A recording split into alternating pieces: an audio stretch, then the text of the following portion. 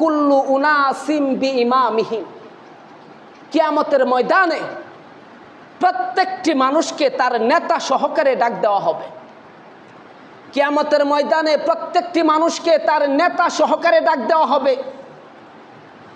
আর তখন নেতারা বলবে ওয়ামিনান নাসি মান ইয়াকুলু আমান্না বিল্লাহ ওয়া বিল ইয়াউমিল আখির ওয়া মা হুম বিমুমিনিন ইখাদিউনা আল্লাহ ওয়াল্লাযীনা আমানু ওয়া মা ইয়াখদাউনা ইল্লা আনফুসাহুম ওয়া মা ইয়াশউরুন।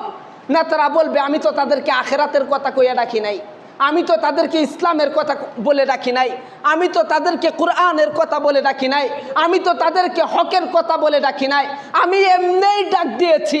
আর আমার এমনিই ডাক শুনে তারা দলে দলে আমার সম্মুখে উপস্থিত হয়েছে।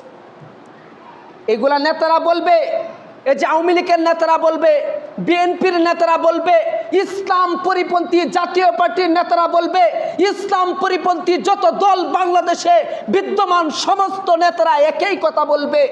উপায় নাই, ওই সমস্ত নেতাদের সাথে গেলে তারাও ধ্বংস, আমাদেরও ধ্বংস অনিবার্য। এই জন্য ইসলামী দল বাংলাদেশে রয়েছে, আল্লামা মামুনুল হকের দল বাংলাদেশে রয়েছে, বাংলাদেশ খেলাফত মজলিস। বাংলাদেশ খেলাফত মজলিসে যোগ দিন, তন্ত্র মন্ত্রের দিন শেষ, খেলাফতের বাংলাদেশ, এই স্লোগানে আপনারা এগিয়ে যান। ইনশাআল্লাহ আশা করা যায় যদি ইসলাম প্রতিষ্ঠা করতে পারি রাষ্ট্রীয়ভাবে, তাহলে অন্যায় থাকবে না বাংলাদেশে, অবিচার থাকবে না বাংলাদেশে, জুলুম নির্যাতন গুম খুন হত্যা থাকবে না বাংলাদেশে। বাংলাদেশে একটা শান্তির রাষ্ট্র কায়েম হবে। যে সমস্ত দেশকে আমরা মাথা নিচু করে তাদের সাথে কথা বলতে হয়, খোদার কসম ইসলামী দল যদি ক্ষমতায় আসে, সারা বিশ্ব আমেরিকা দিল্লি নয়, সমস্ত দলগুলো বাংলাদেশের মানুষের কাছে সেজদায় লুটে পড়তে বাধ্য হবে ইনশাআল্লাহ। এজন্য ইসলামী দল রয়েছে, ইসলামী দলের ভিতরে আমরা ঐক্যবদ্ধ হই।